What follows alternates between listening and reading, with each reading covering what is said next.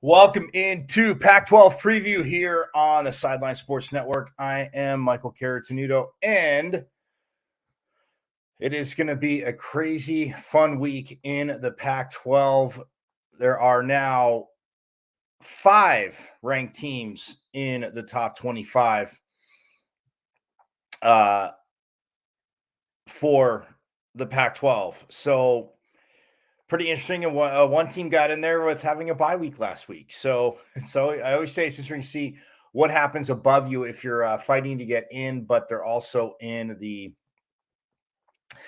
first CFP rankings came out on Tuesday, and by now, yes, I know you diehard college football fans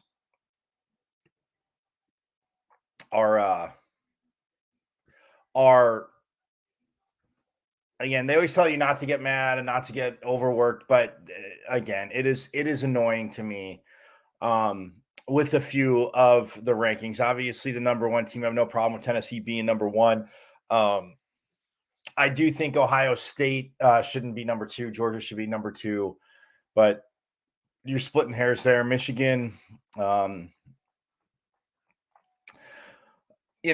with that, but the Pac-12 inevitably right there in very much so striking distance to have a team. There's basically saying that there's more than one team that could get there. So, which is very awesome to see. Again, Michael Caratanudo here at Diablo00 on Twitter. Hit me up. Let me know what you any questions you might have, what you might think. But as we get rolling here, last week's results, we will start with that. Utah, yes, no Cam Rising, beat Washington State 21-17. Oregon had the 42-24 win over Cal. 8th ranked Oregon, 10th ranked SC outlasted Arizona 45-37. UCLA just destroyed Stanford 38-13, and the Sun Devils went to Colorado and got the 42-34 win. Very high scoring game, but solid performance offensively, going up tempo and putting up a ton of points, which was good to see for the Sun Devils. So those are last week's scores. Obviously, Arizona, Washington, Utah, and Arizona, Washington. Or no, not Arizona. Sorry, not Arizona. Washington and Oregon State, pardon me, had buys last week. But as for what that did to the standings, the Ducks with their win stay perfect in the Pac-12 at 5-0, 7-1 overall. The Trojans with their win, 5-1 overall, 7-1 or 5-1 in the Pac-12. Pardon me, in conference play, 7-1 overall.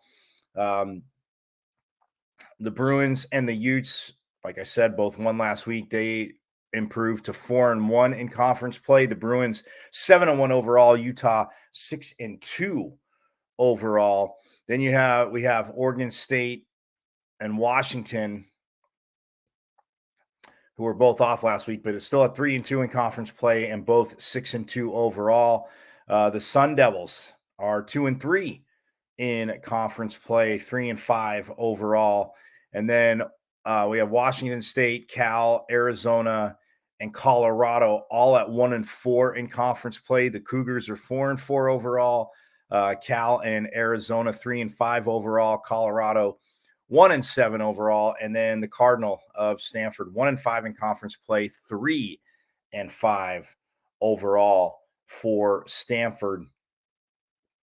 And that's where they are standings wise. As for, like I said, the college football rankings, if we do the top 10, again, Tennessee number 1, Ohio State 2, Georgia 3, Clemson 4, Michigan 5, Alabama at 6, TCU at 7, and then here comes the Pac-12, Oregon at 8, SC at 9, and you have LSU at 10, Ole Miss at 11, but then UCLA is at 12, K-State is at 13, Utah at 14. And then we jump to number 23, and that is where the Oregon State Beavers land. They are, like I said, 6-2 overall, but they are number 23 in the college football playoff rankings. So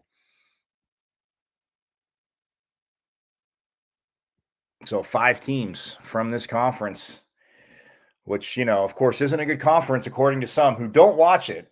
I know they don't watch it. They go off of numbers and notes and listening to analysts that watch college football. So again, that's frustrating. That's annoying enough as it is. But that being said, look, Oregon definitely has a track to get there. SC can't afford to lose another Pac-12 game playoff wise, just because, well, that's all they have. Well, they have Notre Dame left on their schedule too, but couldn't afford to lose another conference game. Well, actually, I take that back. Technically, they could. The top 2 teams go, so we'll see what happens there. But Oregon again at 8, SC right there at 9, and then UCLA at 12, and all have that chance because when you look at it, obviously number 1 plays number 3 this week. Tennessee plays Georgia. Ohio State is going to be playing Michigan. Clemson at 4, kind of sitting pretty if they went out, is what the committee's saying, even though some are like, oh, Clemson doesn't really impress. And, do they have a quarterback issue? Clemson's defense is nasty. Clemson's defense will punch any of those offenses in the mouth, and they're not going to put up, I don't think any of those offenses, as good as they are putting up 40 to 45 points on Clemson. So watch the defense play. So Clemson's sitting pretty. Michigan, again, plays Ohio State. Alabama, of course, lurking right there. Has a shot. But TCU, if I'm TCU fans, I'm annoyed. You're 8-0. You've done everything. And Alabama's still above you. And I mean, yeah, it's the first ranking, but still, not a fan of that. So, but anyway, stoked about the Pac-12 due to the fact, like I said, Oregon, SC, UCLA, Utah, and Oregon State all in the top 25 in the college football playoff rankings. And depending on what it's big for Oregon State. They're both coming off a bye. So the games we're going to preview, Oregon State at Washington. That's tonight, by the way. Tonight, Friday, November 4th. Of course, they got to do Friday night games. And I know, like I said, evolving and stuff like that is great. But for football, come on, it's high school night everywhere. But yes, tonight, number 23, Oregon State will go to Seattle to take on UW. They'll take on Washington. That's 10:30 Eastern, 7:30 here on the West Coast on ESPN2. So that game is tonight. We'll get to that first. And then we have Oregon Saturday, tomorrow. The matchups, number 8, Oregon at Colorado, 3:30 Eastern, 12:30 Pacific on ESPN. And then Washington State looking to get back in the win column. They are at the Farm taking on Stanford, and that's, again, a 3:30 Eastern kickoff, 12:30 Pacific on the Pac-12 network. And then number 14, Utah hosts Arizona, 7:30 Eastern, 4:30 Pacific here on the Pac-12 network. Then you have number 9, USC hosting Cal. That's at 10:30 Eastern, 7:30 Pacific on ESPN. And also number 12, UCLA headed to Tempe to take on the Sun Devils. And that's also 10:30 Eastern time, 7:30 Pacific here that's on Fox Sports 1 tomorrow. So again, starts tonight, Oregon State with that 23 ranking at Washington. We know the Huskies would love nothing more than to ruin that.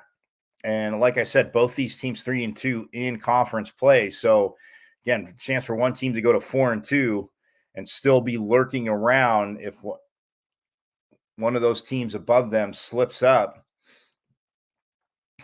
But for Oregon State, again, being 23 in the rankings, that would be very, very huge. So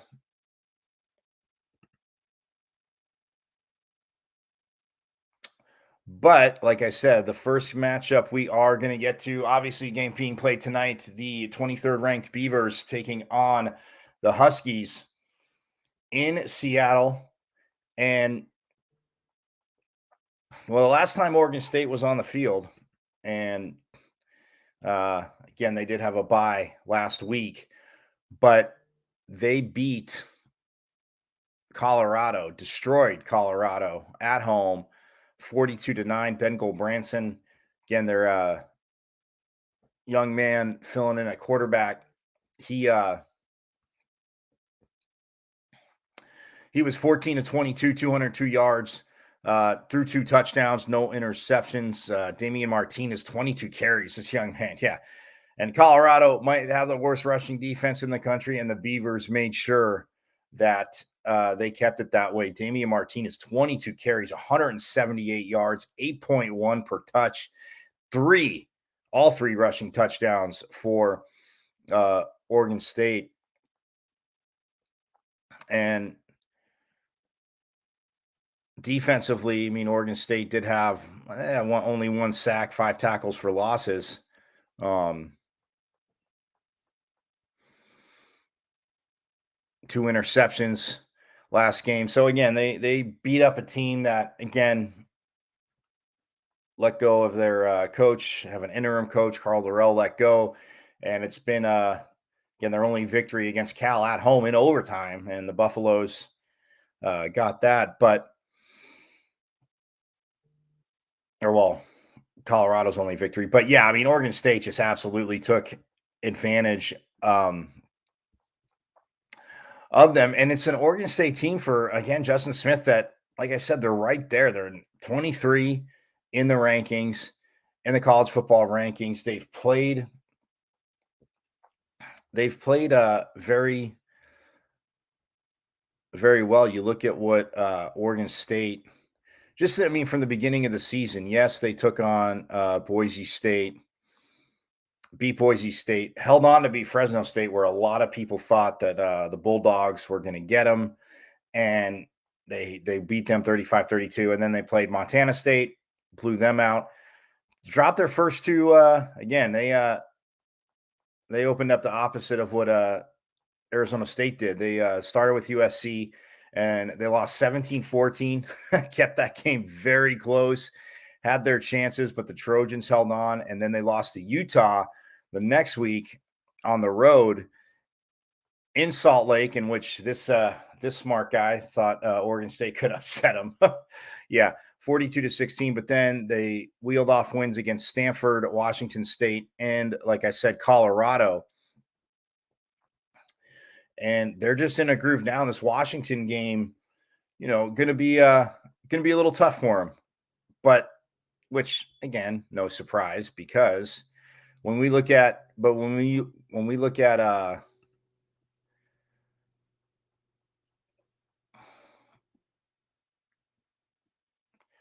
conference stats for Oregon State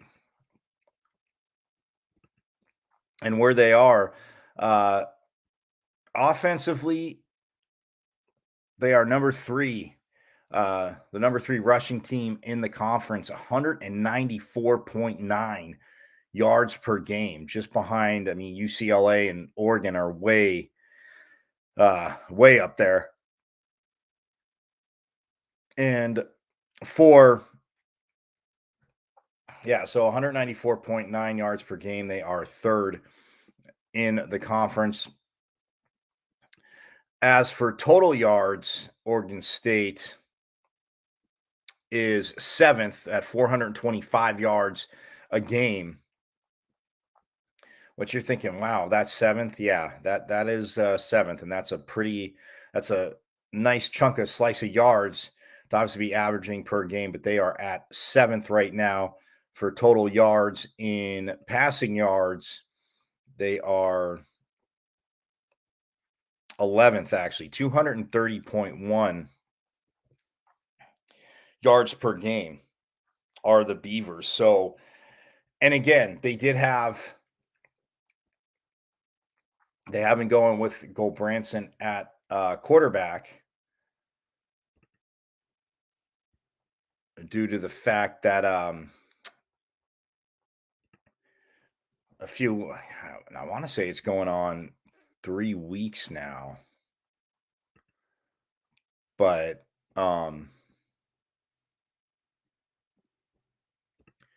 because yeah, Chance Nolan had gotten banged up, and I mean, Chance Nolan was looking good for Oregon State, but yes, he's been out, and Branson, like I said, has stepped in. But with Chance Nolan down, it changes up a little bit of what they want to do. I mean, Damian Martinez, again, like I said last week, just a huge, huge week for Mr. Martinez and Oregon State. But yeah, defensively though, or like I said, for offense, like I said, they're 11th in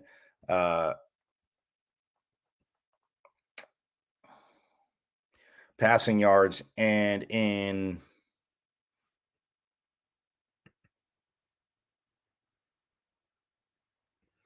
total yards. Like I said, they were 7th at 425. You flip it to the defensive side um, of the ball. Oregon State 3rd in points allowed per game, 22.8. The Beavers just giving up 2nd in yards allowed, only 300. Well, I shouldn't say only, but 350.9. They are 2nd. As for sacks, the Trojans leading the way with 26. We'll get to that later. But as for sacks, they are 9th with 13. So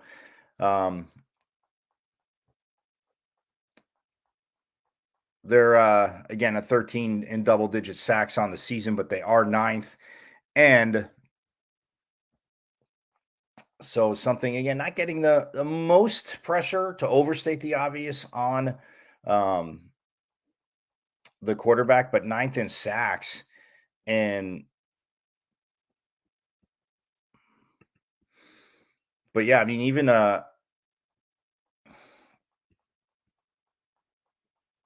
rushing wise, like I said, Branson not going to be in the top passing wise again because he came in 4 weeks in. But rushing wise, Damian Martinez 6th in the conference at 517 total yards. He also does have 5 rushing touchdowns, does Mr. Martinez. So yeah, number 6 overall in rushing. And receiving wise, well, let's see passing wise where, again, Branson hasn't, well, he's 12th in the Pac-12. He's thrown for 818 yards, 5 touchdowns, and 3 interceptions for Ben Branson.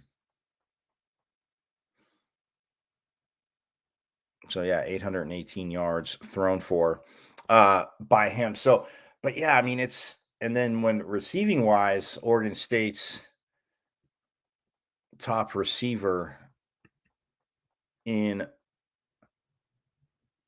the conference is Trayshawn Harrison. He's 14th overall, 477 yards, does have 3 receiving touchdowns, averaging 14 yards per catch on the season is Trayshawn Harrison. But again, with Branson, they've been trying to run the ball even more. And it's, and Ryan Cooper, interception wise, in the secondary, has 3 interceptions, tied for 2nd. Clark Phillips III has 5. Again, he got 3 of those against Oregon State, but still, Clark Phillips III at Utah, 5 interceptions to lead the Pac-12. Again, get to that in a minute. But yeah, Ryan Cooper Jr., 3 interceptions. So, I mean, look, you see, again, defensively, like I said, as a team, they've 3rd in points allowed, 2nd in total yards allowed.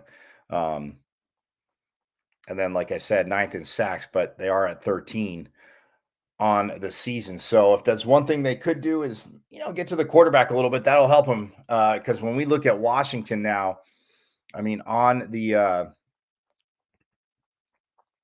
flip side, when we look at Washington, the last time they were on the field, Michael Penix Jr., just had a cool 374 yards passing and 2 touchdowns, and they beat Cal, and Cal hung around. It was a 7-point game, 28-21 was the final, and Cal hung around.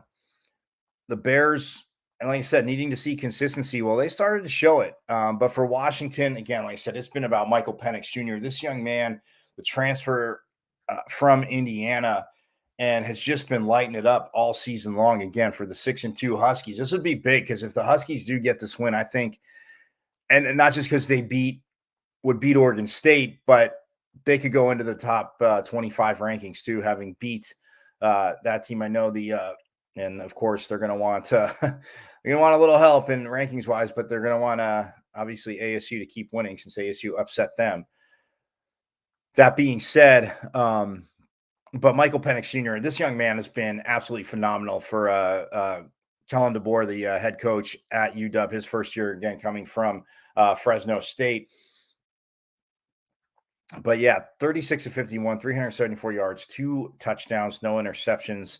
Again, running the ball between Cam Davis and Wayne Talapapa.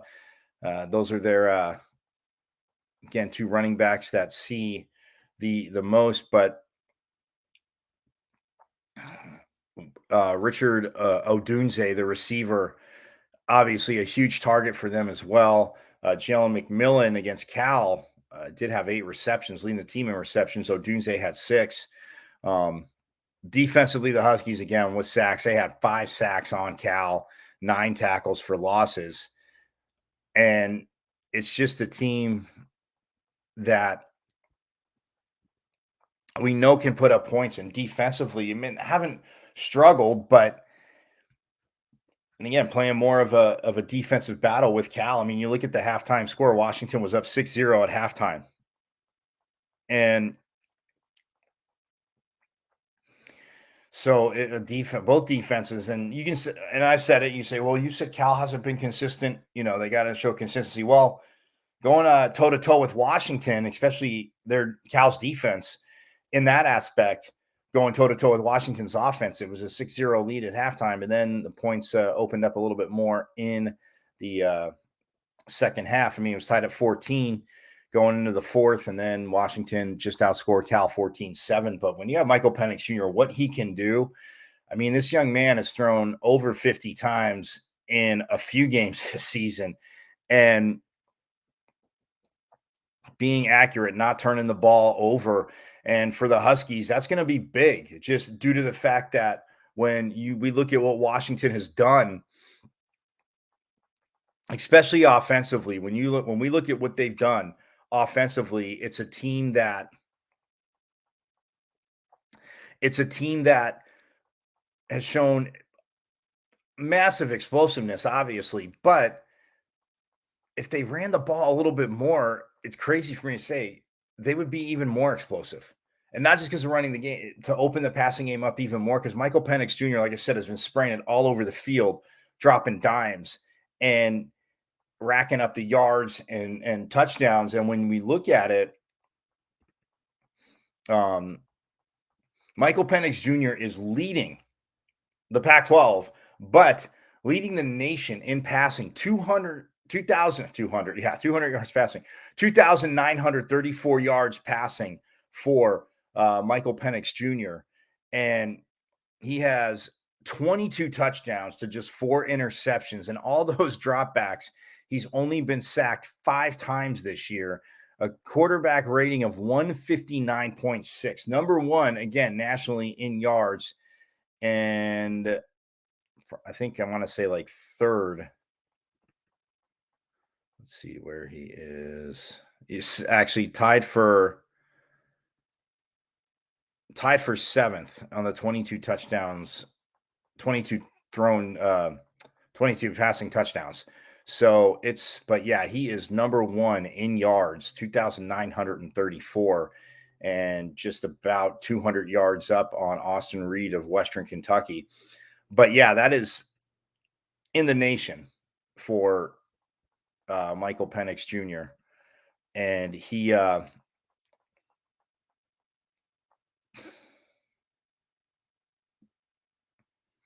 he like I said, has just been phenomenal for what Coach DeBoer wants to get done with the Huskies offensively. And yes, it's tough not to have him drop back 50 times a game, like I said, because he can spray it all over the field. He has just been a beast. The offensive line, like I said, only been sacked 5 times, has kept his uniform very clean, as coaches love to say.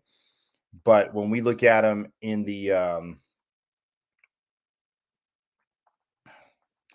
individually in the Pac-12, like I said, he is number one there too in yards, and he's 300 yards up on his next closest competitor, Jaden Delora. So, um, and as for rushing,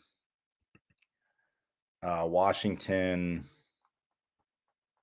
Wayne, yeah, Talupapa, 449 yards on 84 carries, averaging 5.34 rushing touchdowns for Talupapa.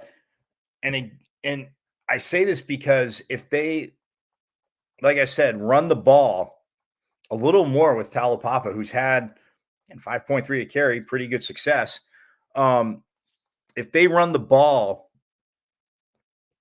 with him a little more, the amount of just passing flying all over the field from Michael Penix Jr. would be insane. So that's just me. But yeah, Talapapa ninth in the Pac-12, 449 yards. Like I said, 5.3 a carry, 4 rushing touchdowns. And receiving wise, Romo Dunze, second in the conference, 756 yards behind Jacob Cowing from Arizona. But yeah, second in the conference. And once again, because of how they're spraying it all over the field. And Jalen McMillan is sixth in the conference with 611 yards.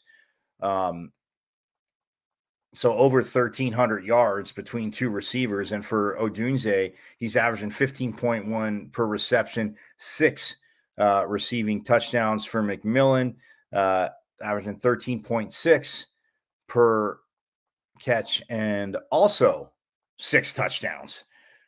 So yeah, when you look at it and you have 2 receivers in the top 10, people can say overstating the obvious again because they're spraying it all over the field, 50 attempts a game, but they're producing. They're getting the ball and they're still able to get into spots and go from there. So it is just such a high-powered offense, and when it's clicking on all cylinders, it is great. Great to watch. And I mean, Washington team wise, second in the conference in yards, 507.8 a game. Yeah, that's second, 507.8. 3 teams over 500. Washington's one of them. They're number 2 in passing. Washington, of course, number 1, 379.3 yards a game, just about 40 yards up on their next team. But rushing is where the Huskies are actually 8th at 128 and a half yards a game, 19 rushing touchdowns. So I know I sound like they're not running the ball, but if they did it a little more, I mean, 128.5 a game, that's good. That's keeping the defense off, but they want to spray it. If they were, and they could get to it, if they were around 145, 150 a game, whew, man. But hey, when you're 6-2 and you're winning, it's working. So believe me, and I say it's always easy to be an armchair coach, an armchair player, an armchair GM, any of that. But it's this Washington offense is just going to explode even more. But yeah, they are 8th in rushing, 125 yards a game for the Huskies as a team. When you flip it to the defense for Washington, well, they're second in sacks in the conference, 25 on the season for the Huskies. Yards allowed, they are 5th, the 5th best team in the conference, 367 yards a game.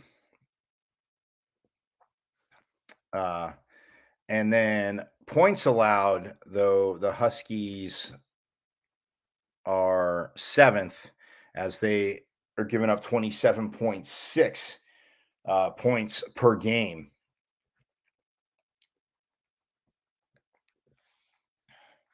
Which is, again, I said 7th, so basically middle of the road for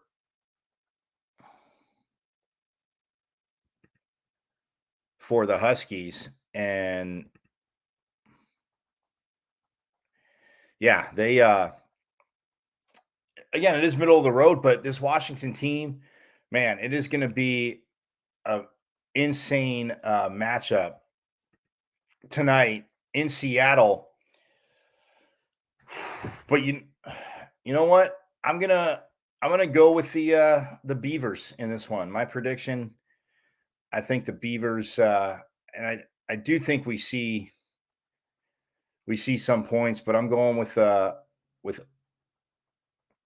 actually, you know what? I'm going with Washington at home. I'm tired of picking against home teams, thinking somebody's going to set up. I think it's great. Oregon State's at 23, but I think Washington at home, Husky Stadium will be rocking. Great battle up there in the Pacific Northwest. But I'm going to go with Washington. I'm going to say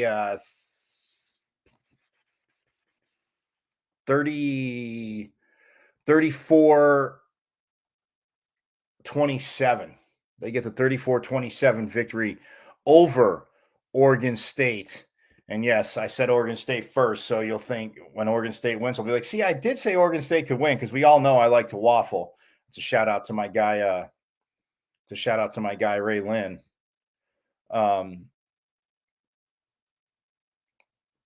Total shout out to my guy Ray Lynn, because he know it's a me pick. But no, I think Washington wins that game. It's gonna be very it'll be a great game, though. It will be to me, it'll be a definite great game tonight. We're gonna take a quick break, then we'll get into the Saturday matchups. Again, Oregon, Colorado up first, and then Washington State, Stanford after that. But this is Pac-12 preview, and again, a lot of good games coming up this weekend. Don't go too far. We will be right back.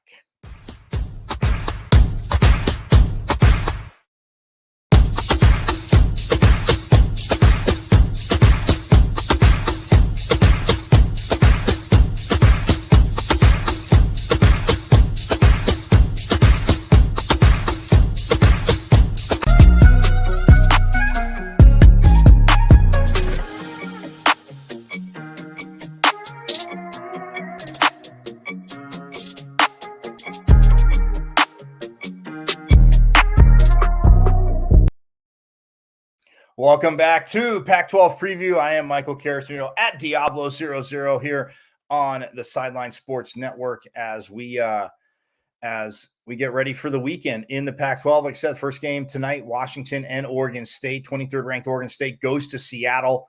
Again, I took the Huskies there, although I started to take Oregon State, but I'm sticking with the Huskies. We're going with that pick. The next game up tomorrow, again, 3:30 Eastern, 12:30 here on the left coast. Number 8 Oregon is at Colorado on ESPN. And man, the Ducks put up 42 last week against Cal. Again, Bo Nix, my man, he did have 3 touchdowns. He did throw 2 interceptions, but Bo Nix has been on a tear since the obviously debacle in Atlanta against Georgia week 1. But for Oregon, man, it's about the here and now. And for Dan Lanning, his first season, and man, they just didn't score in the first quarter last week against Cal. They were down 3-0, and then they were up 21-10 at half, 28-10 going into the fourth, and then both teams put up 2 touchdowns. Again, Cal getting the 2 interceptions from Bo Nix, but still 412 yards, 3 passing touchdowns, 3 rushing touchdowns for Bo Nix as well. 12 carries for 69 yards.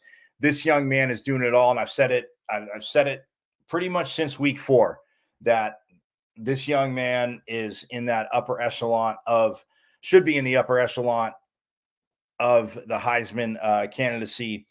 And it's not just because it's a Pac-12 show. There's a few guys, and I'm going to get to them in this preview show. But yeah, they are taking on Colorado, and they're 8th in the country. Dan Lanning hasn't focused. Yes, we've seen Colorado can move the ball. They have. It's and they've shown some improvement in moving the ball. But you look at Oregon. I mean, offensively, it's just been a juggernaut. I mean, Noah Whittington had 5 for 67 last week and 1 touchdown.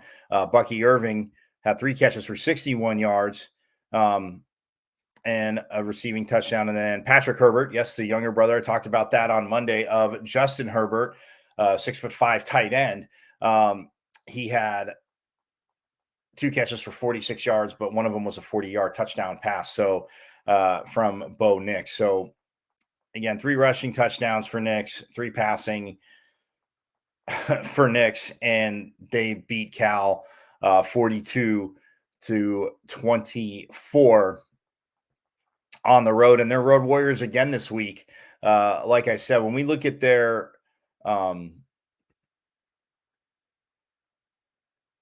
if we look at their Oregon nationally, 525.8 yards a game. They are ranked 3rd nationally, behind who? Tennessee and Georgia. So yeah, they are 3rd in total yards on the offensive side of the ball nationally. But when we look at it conference-wise, Oregon offensively, number 1, 525.8 yards a game. Passing, 290 yards a game. They're 4th in the conference. Rushing, here it is, 235.8 yards per game. Number 1 in the conference in rushing, and number 4 in passing, number 1 in total yards. You flip it to them defensively, points allowed, the Ducks are 8th, and they've given up 28.4 points a game.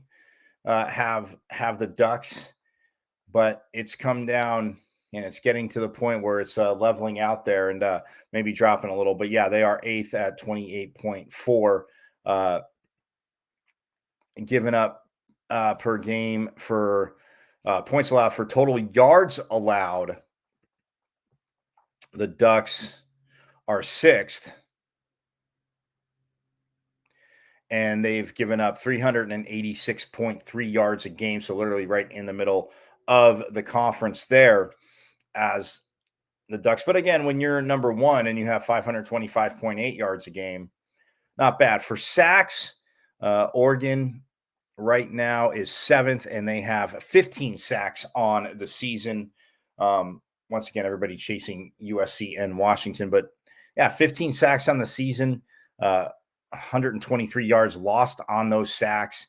And they are, like I said, just rolling. For Colorado, it's struggle. And when we look at, defensively, when we look at yards allowed, I want to say Colorado's last. And yeah, they are last in the Pac-12. They have allowed 483.8 yards per game, as they are last in the Pac-12 in that. And then for points allowed, Colorado also last, averaging, giving up 39.1 points per game.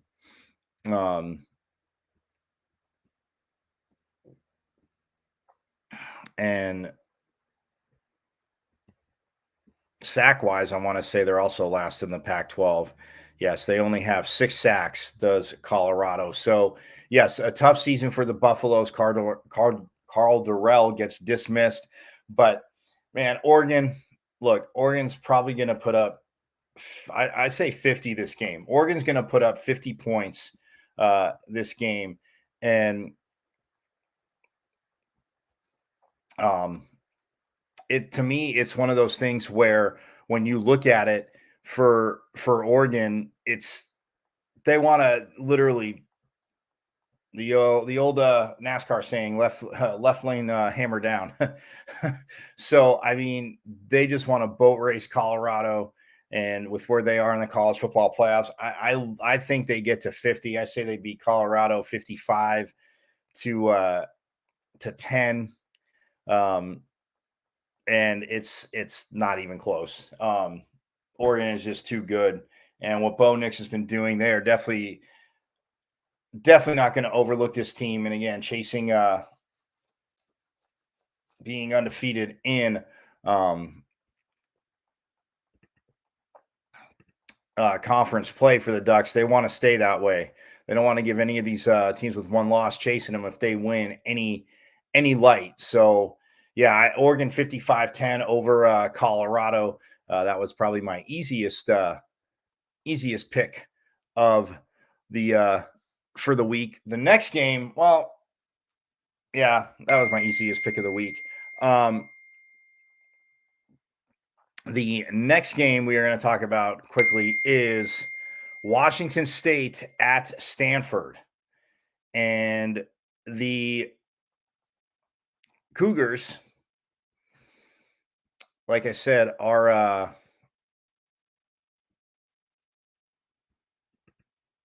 the Cougars are 1-4 in conference play, 4-4 overall, just looking to get back in the win column, and they might be going up against the right team for this as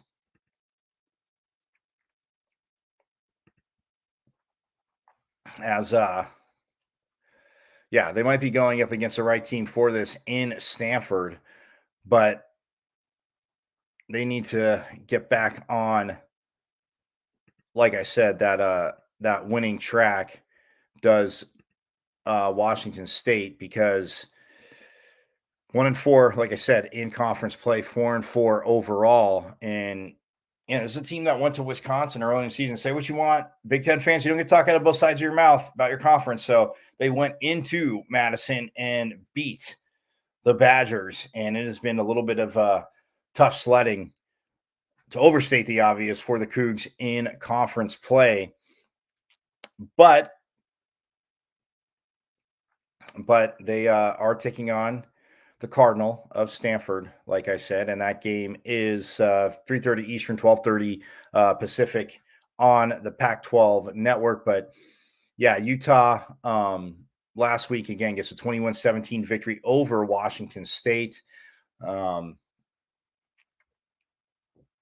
Again, without Cam Rising, but they still get the victory. And last week, again, you look at Bryson Barnes, only threw 27 passes, but 17 to 27, 175 yards, one touchdown, no interceptions.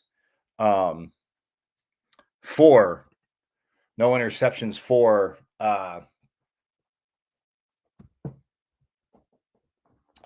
Barnes, and an 87.5 rating. So not too bad. Jalen Glover, again, no Tavion Thomas either. But Jalen Glover had 20 carries for 76 yards, one rushing touchdown. Jaquindon Jackson, 10 for 43 and one touchdown. But this Utah offense, I mean, when Cam Rising is out there, we see how dynamic they are. Same thing with Tavion Thomas. Dalton Kincaid, again, he has just been a beast all year for Utah. And Washington State, again, fell in that game. And Cam Ward, though, was 27 of 31. As we're talking about Washington State, Stanford. 27 of 31, 222 yards, one touchdown last week. He also rushed for 28 yards. That was the thing. They only rushed for 42 total yards. He did have a rushing touchdown as well. So responsible for both touchdowns is Mr. Cam Ward. But yeah, this is a Utah team that'll get after you. And if for Washington State, though, and they've put up good. I mean, you look at them as, I mean, Cam Ward is fifth in the Pac-12, 2,184 yards.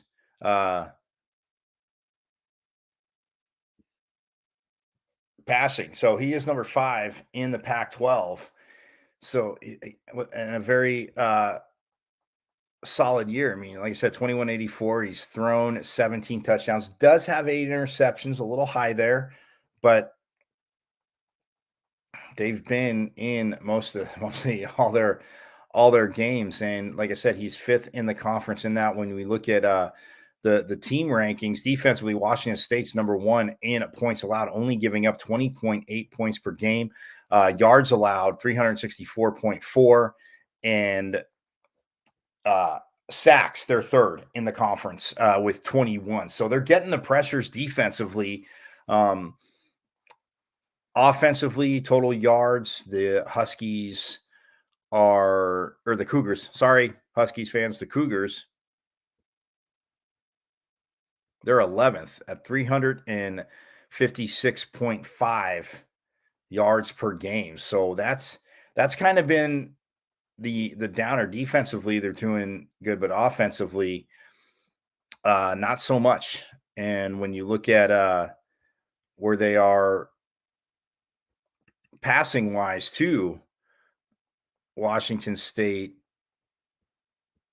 is sixth at 273 yards a game. So right in the middle of the conference overall passing, but again, total yards just not there uh, for the Cougs. And but playing Stanford this week, they look, Stanford hasn't done much. And when we look at the team rankings for Stanford, I mean, offensively, they're eighth in total yards a game at 381.8.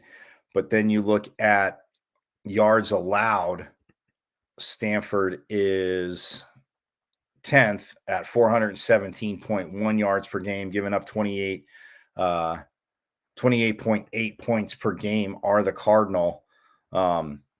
So it's like it's all in Washington State's favor this week. In my opinion, I think Washington State wins this game. I want to say 31-14. Yeah, Washington State wins 31-14 to get the victory. Get the victory there. I just don't see too much with Stanford again, especially after UCLA. Again, defensively, they played good for a little bit, but I think Washington State's able to move the ball on Stanford, and they get like I said, 34-13 victory. I'm going to go 34-13. That's what I'm feeling on that one. But yeah, don't see too much in that for Stanford. Utah, Arizona. I'm just going to do this one quick. Utah, again, Arizona, offensively, they're playing well, but defensively, they are giving up way too many points.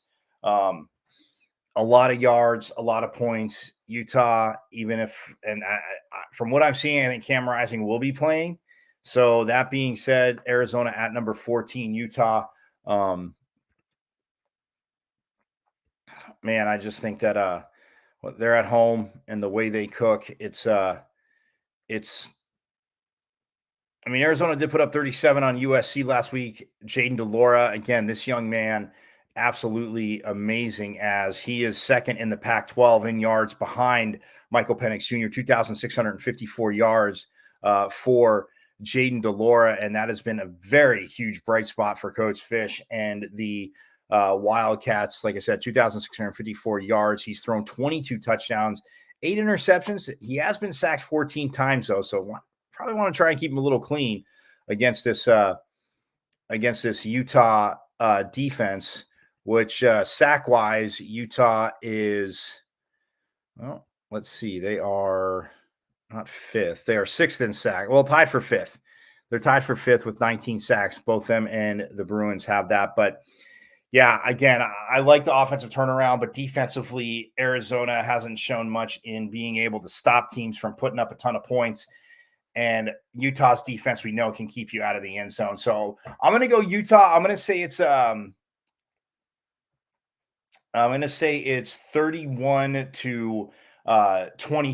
I think U of A gets points, but it might even score late. But 31-23, the Utes win this game against Arizona.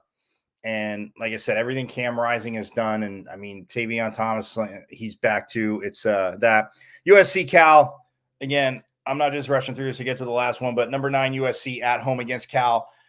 Cal's showing a little consistency again. They showed that they could go toe to toe with a big offense, but USC can also run the ball. We know what Travis Dye, again, he is third in the conference in rushing, tied for second, actually. Sorry, tied for second, 760 yards. He is tied for second. This young man can run the ball receiving wise. Again, USC with has Jordan Addison, pardon me, couldn't think of his name, but he's 8th overall, 585 yards on the season, 7 touchdowns. Got to give a shout out, but you know what, real quick, Arizona, I keep forgetting to give a shout out to Jacob Cowing, who's leading the Pac-12 in yards. And again, Jane DeLora, huge reason why he's been successful. I mean, 60 receptions for Cowing on the season, 817 yards, averaging 13.6 per, and 7 receiving touchdowns for Mr. Cowing, top in the Pac-12. Like I said, at 800 yards wise, at 817 yards, and tied for first in receiving touchdowns with 7. So yeah, that is a great weapon. Again, I think it'll be utilized against Utah, but I think again, Utah is too much. But back to SC again, Jordan Addison, 585 yards. He is 8th in the conference. Mario Williams, 13th, 493 yards and 4 touchdowns for Williams. So I just think, again, for SC and what they have, and I mean, even team-wise, USC number 1 in sacks, like I said, at 26, which is huge. And then also in points allowed, SC 4th, giving up just 24 points a game. I don't see Cal going over that. So yeah, I think SC wins 38 to 17. I want to say 38, actually 42 to 17. SC wins over Cal.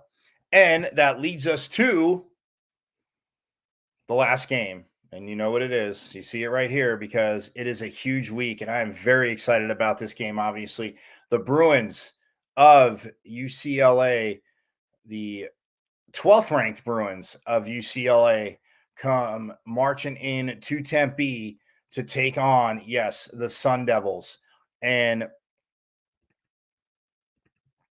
that game is 10:30 Eastern, 7:30 Pacific on Fox Sports 1 at Sun Devil Stadium. So it is going to be, again, an atmosphere. It's been some very interesting games throughout the seasons.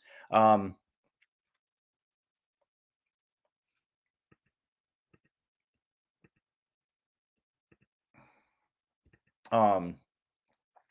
UCLA, again, they put up 38 points last week on Stanford. But the matchup I want to focus on is the running back matchup. Valladay and Zach Charbonnet, the top 2 running backs in yardage-wise in the Pac-12.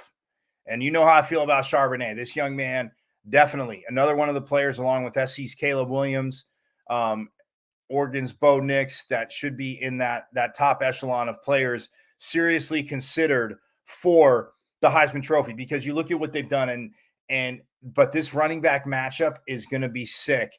And I asked Valladay about it earlier. He's like, he is a really good running back. And I said, I know people talk about the matchup. Obviously, you're not playing defense. He's not playing defense. You're not trying to tackle each other. But, Valladay, I mean, again, very complimentary, obviously, of Charbonnet and what he's done.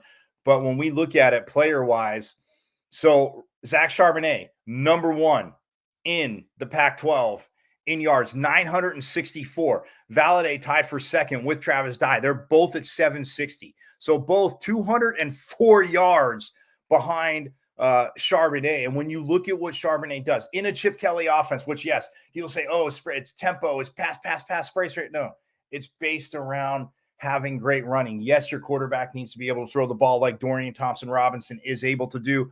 But if you can run it and you have teams spread out and you have this beast in Charbonnet, listen to this, 128 carries, right? 128 carries, 964 yards, averaging 7.5 per, 10 rushing touchdowns. Valladay actually has 11 more carries. He leads the conference in carries. Valladay, 137 carries, 760 yards. Like I said, very, very solid. 5.5 per touch. His long is 44. He also has 10 rushing touchdowns on the season. And I mean, it's just so awesome because ASU now, Coach Iguano, we know, has been calling the plays.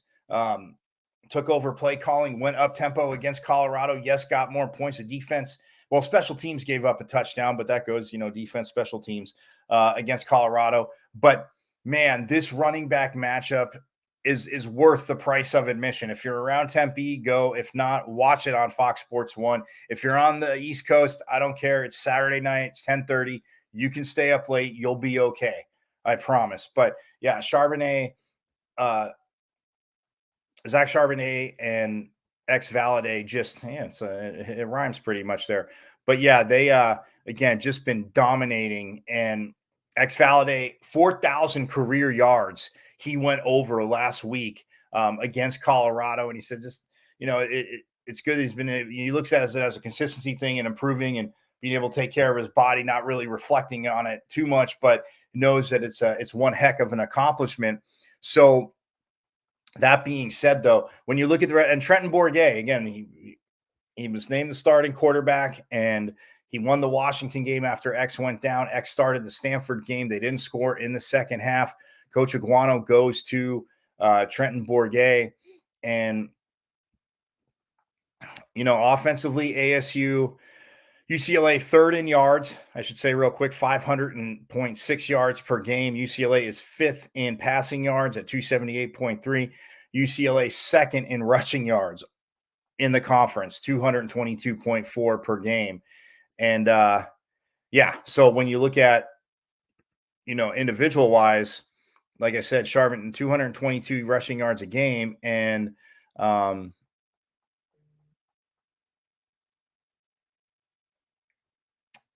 obviously a ton of those for Mr. Charbonnet. But yeah, but that's where, UCLA as a team, just in the Pac-12, offensively dominating. Like I said, third in total yards, fifth in passing yards, second in rushing yards. Defensively for the Bruins, it's going to be a tough matchup. Fifth in points allowed, only giving up 24.3 points a game. Third in yards allowed, 360.5 yards per game. And fifth in sacks at 19. That's where, when you look at ASU, that's where the Sun Devils, they are 10th with, tied for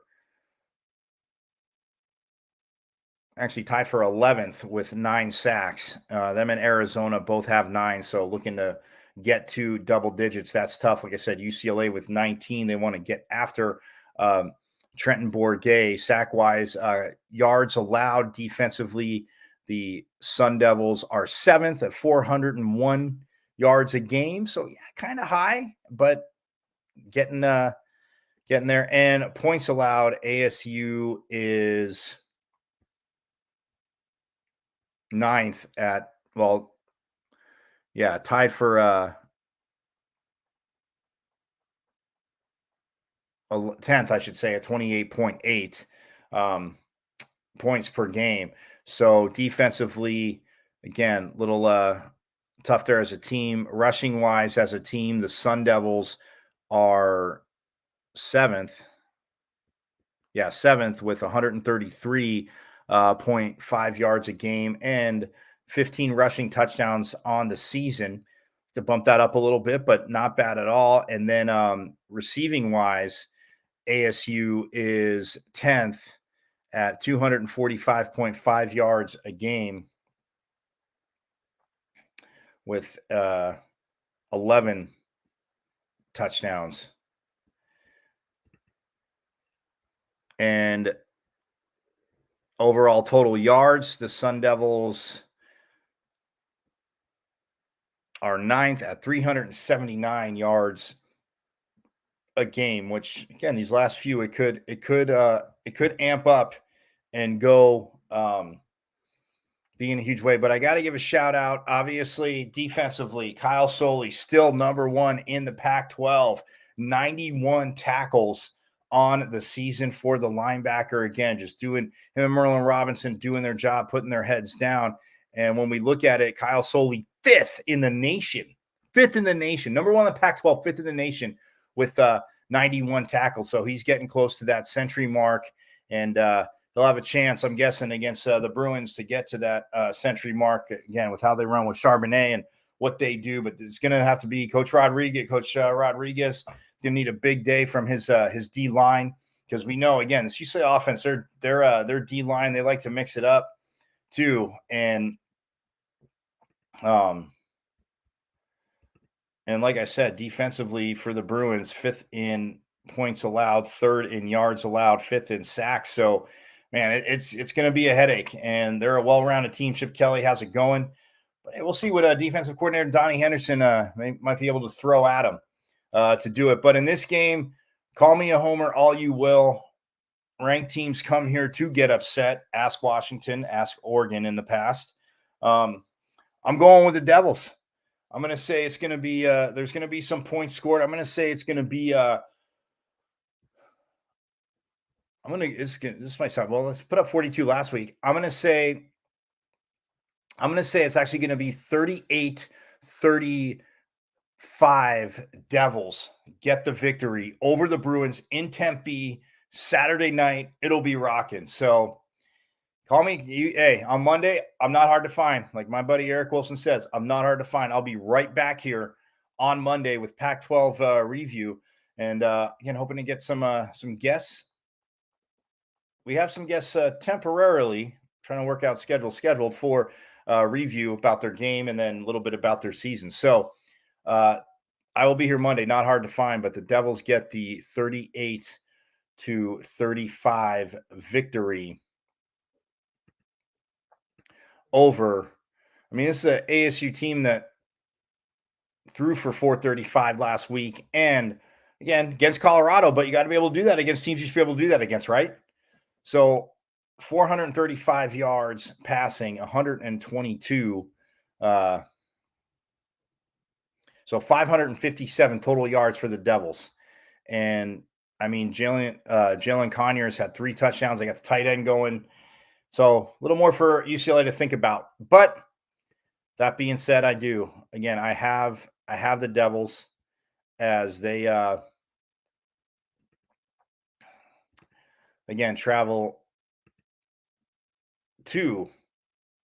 host UCLA. So again, Washington, Oregon State tonight. I took the Huskies at home, even though I waffled. I got the Huskies at home. That's 7 or 10:30 Eastern, 7:30 Pacific, ESPN2. But tomorrow, 3:30 Eastern, 12:30 Pacific, ESPN, Oregon. You can watch the 8th ranked team beat up on Colorado, and then at the same time on the Pac-12 network, Washington State's at Cal. I got Washington State in that, or Washington State's at Stanford. Pardon me. I got Washington State in that. Arizona goes to Utah. That's at 7:30 Eastern, 4:30 Pacific on the Pac-12 network. I got the Utes in that. The Trojans host the Golden Bears at 10:30 Eastern, 7:30 Pacific on ESPN. And then on Fox Sports 1 at the same time, the Sun Devils hosting the Bruins. Again, some fireworks, some points. I got the Sun Devils there, so that is where we're at. I'll be back on Monday. Again, same time.